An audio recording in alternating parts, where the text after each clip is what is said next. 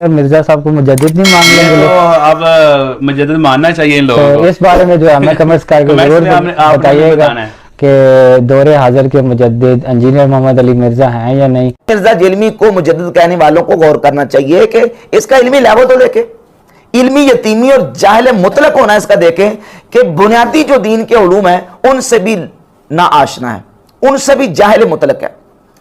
اب ایک مسلمان کے لیے بنیادی طور پر ہمارا چونکہ دین قرآن و حدیث عربی میں ہے, عربی کا جاننا تو ضروری ہے نا, اسے عربی کی سمجھ ہوگی تو دین کو سمجھ سکے گا نا کما حقو, کہ سارا کچھ ترجموں کے اوپر چلائے گا.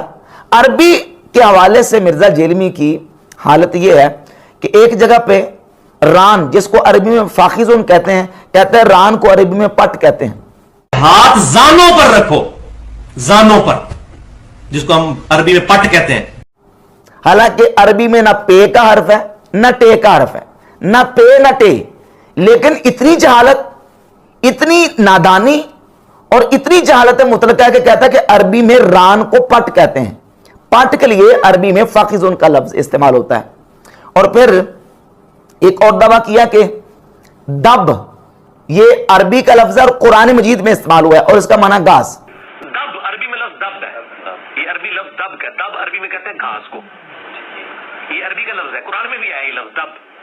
حالانکہ قرآن مجید میں دب کا لفظ, عربی والا دب جو قرآن مجید میں گھاس کے معنی میں استعمال ہوا, کسی مقام پہ استعمال نہیں ہوا.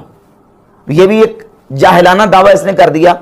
اور پھر سیدنا ابو بکر صدیق رضی اللہ تعالیٰ عنہ کا خطبہ بیان کرتے ہوئے من کان یعبد محمدن فإن محمدن قد مات, اس کے بارے میں مرزا جیلمی نے دعویٰ کیا کہ کانا یعبد یہ فعل مضارع ہے.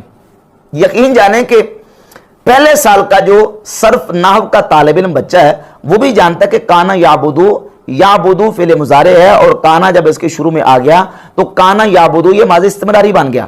اور ماضی استمراری کہتے ہیں زمانہ گزشتہ میں وہ فعل جو زمانہ گزشتہ میں کسی کام کے بار بار ہونے پر یا تکرار پر دلالت کرے. کہ جو کوئی محمد کی عبادت کرتا تھا, کرتا ہے یا کرے گا, کیونکہ وہ مضارع کا سیغہ ہے. من کانا یعبد محمدن, جو کوئی بھی تم میں محمد کی عبادت کرتا ہے یا کرے گا. یہ مضارع عربی میں نا پریزنٹ ٹینس اور مستقبل دونوں کو کور کرتا ہے.